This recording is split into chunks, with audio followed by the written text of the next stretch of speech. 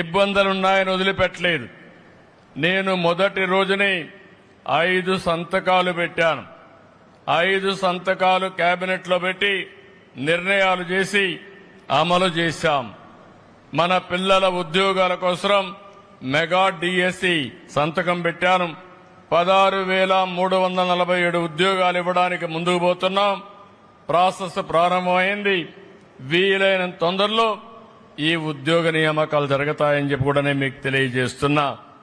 అదే సమయంలో పేదవాళ్ళకి ఏదైతే ఆ రోజు ఒక మాట చెప్పాను, ప్రతి ఒక్క ఇంటికి పెద్ద కొడుకుగా ఉంటా, మీ బాధ్యత తీసుకుంటానని చెప్పి పింఛన్ 4,000 రూపాయలు ఇస్తానని చెప్పాను.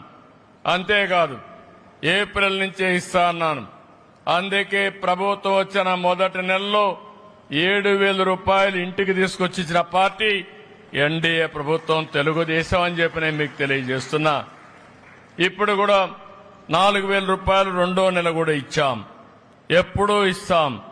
65 లక్షల మందికి దగ్గర నెల 2,737 కోట్ల రూపాయలతో ఈ కార్యక్రమాన్ని ముందుకు తీసుకెళ్తాం. ఇది మీరు చూసి సంవత్సరానికి 33,000 కోట్ల రూపాయలు ఖర్చు పెడుతున్నాం. 5 సంవత్సరాల్లో ఒక్క పెన్షన్లో 1,65,000 కోట్ల రూపాయలు ఈ పేదవాళ్ళకిచ్చే ప్రభుత్వం, మానవత్వం ఉండే ప్రభుత్వం అని చెప్పి కూడా నేను మీకు తెలియజేస్తున్నా.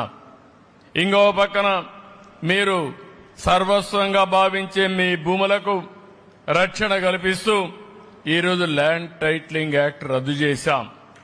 నా దగ్గరికి నేను ఆఫీసు పోతే మొన్న ఒక 5,000 మంది వచ్చారు.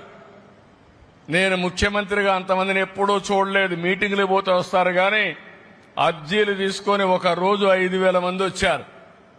ఏంటి సమస్యలంటే ఎక్కడికక్కడ ప్రజల్ని సమస్యల సుడిగుండంలో నెట్టేశారు, భూ కబ్జాలు చేశారు.